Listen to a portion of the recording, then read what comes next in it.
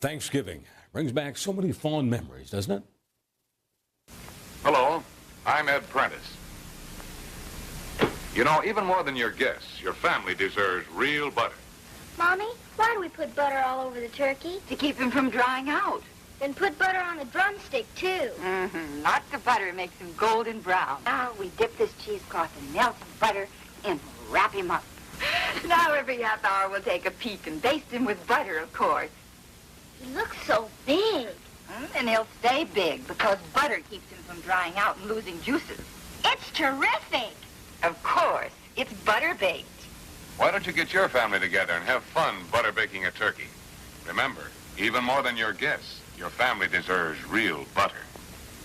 Real butter. Hey, butter-basted turkey does taste great. Thanksgiving is more than a great meal, though. It's a time to catch up with family, friends. Most of us have a deep sense of nostalgia whenever another family holiday rolls around. The funny thing is, most of us are keenly aware of the source of America's Thanksgiving, with First Nations saving these pilgrims from starvation. But what about the roots of our Canadian Thanksgiving?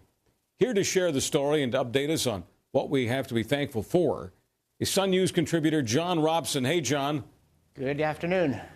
Thought we'd bring the professor in for this one.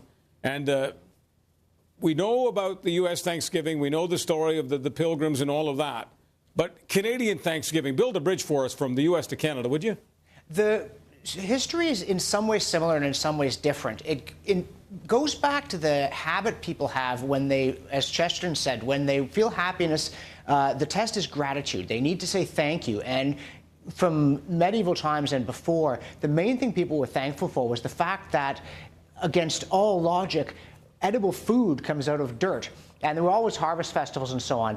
But the specific association of Thanksgiving with something good to eat did start in Massachusetts. In Canada, the earliest one, Martin Frobisher, held a day of Thanksgiving because he didn't die on a voyage. And Canadians sporadically had special days of Thanksgiving because some particular thing had happened.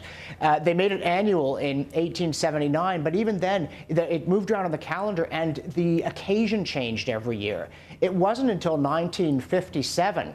And part of this, we think, probably has Americans brought this habit, especially New Englanders, of having a Thanksgiving every year and getting it primarily associated with this notion of the fact that there was food in the universe.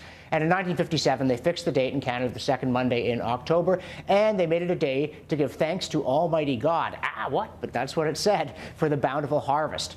And so since then, we've been in tune with the not American, but specifically New England and Massachusetts habit of making it at the same time and making it about this miracle that life is sustained in a universe that could so easily be absolutely forbiddingly hostile to it.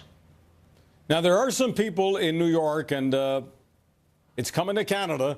We're talking about the Wall Street protesters who feel that at the moment there's not much to be thankful for. So I wonder if you could just give us some context here. I think the context was best expressed in the QMI poll. It was in the Ottawa Sun this morning. They asked Canadians what they are most thankful for, and the far and away the top choice, just over 40%, it was for our liberal democratic rights and freedoms, that people understand they live in a free society. And the point that you made earlier, that these protesters don't seem to grasp the paradox that they are bitterly enraged as a society that lets them be bitterly enraged, that lets them occupy Wall Street, whereas most places they would be brushed aside or shot. And to me, this is one of the main things to be grateful for when you get down to specifics, is living in a free country and always wanting to be grateful to the men and women who risked and sometimes lost their lives or were physically or mentally shattered fighting to protect us from tyranny. That I think we should be very grateful not only for the fact that we're free, but for the reasons that we're free. The survey also had a number of people talking about our heritage, and to me, these are not distinct things. We have a heritage of liberty maintained not just by the ideal that men and women should be free, but by the willingness of people to risk everything to make sure we stayed free. So I'm very grateful for that. And if these protesters want to have some idea of how we could improve things, which they apparently don't really, that's fine. That's part of freedom, is to say, well, that's not right, let's change it. But this surly tone that comes out of the protest strikes me as lacking the essential element of gratitude that people ought to have when there is so much that is right where they live and so much that is wrong in so much of the world. John, back in the 70s when I was spending an inordinate amount of time on university campuses, I just had the impression as a young man in my 20s who was extremely grateful for all the opportunities that this country had afforded my family. We came here from elsewhere. We came here from places where if you protested, yes, you were shot, and yes, a tank ran over you, and that's how we got here. That's our history. Now, I do understand that other people have different backgrounds and may not appreciate the freedom, but I couldn't help but think that in the university I went to, it happened to be McGill, that there were an unusual amount of professors, some of whom were draft dodgers and deserters, that just seemed to absolutely hate their country, that seemed to hate capitalism. And my guess is, John Robson, many of them have overstayed their welcome here. Well, I think so, and you know, there's a political element, but there's also kind of a cosmic element. You know, if you hate life so much, why are you hanging around? And I think one of the funny things, one of the great paradoxes of life, is the more you feel entitled, the less you enjoy what you've got. The people, again, bringing up Chesterton, who said couldn't believe that he got to wake up and have another morning and another day on the earth. And the simple things, and that's why I think it comes back that we've got the right thing for Thanksgiving, that fundamentally we celebrate this extraordinary fact that you drop bits of dead plant onto dirt and an abundance of delicious food comes up. It sustains life. It gives you vigor. It gives you companionship. Now, it helps in my case that I've always liked pumpkin pie. You know, I grew up with people who hated pumpkin pie, which always made Thanksgiving vaguely menacing because the meal ended badly. But this whole bundle, what it means to gather with family and have this kind of joyful occasion, tells you that there is warmth and light. You know, people say there's no free lunch. I say it. I'm an economist. But there is a free lunch. The whole universe is a free lunch. The bounty, the fact that there's life, that the laws of physics are such that life can be sustained when they could just change a few small numbers and nothing could exist. It's an amazing glow that comes out of the universe, and there's no better place to find that glow than sitting, eating, drinking, and having a good time with people that you care about.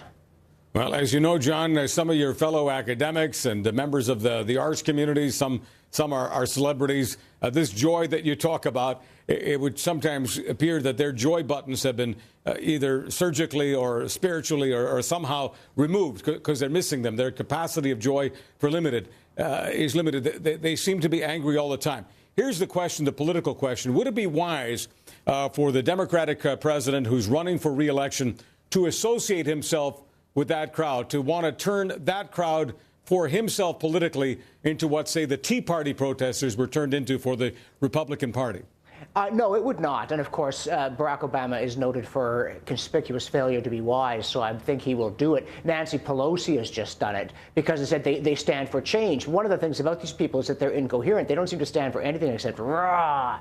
But the other thing is, and I know Van Jones, who used to be an advisor to the president on green issues, he said, we're going to have this thing in October. We're going to have our version of the Tea Party. And I think they found it.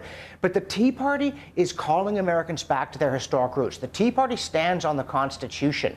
And the Tea Party, I remember citizen columnist Dan Gardner saying that they wouldn't even know what a Bolshevik was. The Tea Partiers, some of them, of course, like all human beings, know nothing, but a lot of them are very well steeped in America's traditions. These Occupy Wall Street people are not drawing on a Native American tradition. And I've said before, but one of the things about Barack Obama, he's politically tone deaf. He's not in tune with the real rhythms of American political life, and to associate with these people, I mean, yeah, I know there's some hooligans and that sort of stuff. That's not the point. The people who are there that represent this movement and aren't just hiding from the law in a tent smoking pot, they're not in tune with fundamental American traditions. And for the president to ally himself with them, I think is one more disastrous step toward him being a one-term president. So I'd encourage him to do it, but he wouldn't be wise to. Well, you talk about the free lunch. One of the things that's coming out is there's some great deli food being served at a discount. Some of the people there are actually getting deli for nothing from some of the finest delis in the world. And apparently some people are getting some of the finest heroin in the world at a dirt cheap price as well. So there's some of that going on at the Wall Street protest, John. Yeah, it's kind of a poor political hygiene, to a phrase borrowed from the James Taranto, I believe, that they shouldn't allow these people into the movement because it makes it such an easy target. But even if they got rid of them, the intellectual vacuity, the political vacuity of it, they just seem angry, and they seem angry in a malevolent way. I've been channeling Chesterton, but now I'm going to bring up C.S. Lewis. A very memorable description in Paralandra of witnessing a devil trying to tempt somebody and using all kinds of logic and intelligence and so on. But when the temptation is not going on and the devil is at a loose end, he engages in mindless acts of malice, just scraping little frogs. And I think that one of the things that alarms most people about this movement is that the anger seems to have no intellectual content. They can sometimes come up with, oh, we're against this or against that. But when you get down to it, there's a kind of a bleak negativity at the core of it that doesn't have or need an intellectual focus. And this, to me, is something that's off-putting, and I think it's off-putting to a lot of Americans, and rightly so. John, thank you so much. Have a happy Thanksgiving. Well, thank you. Same to you and all the viewers.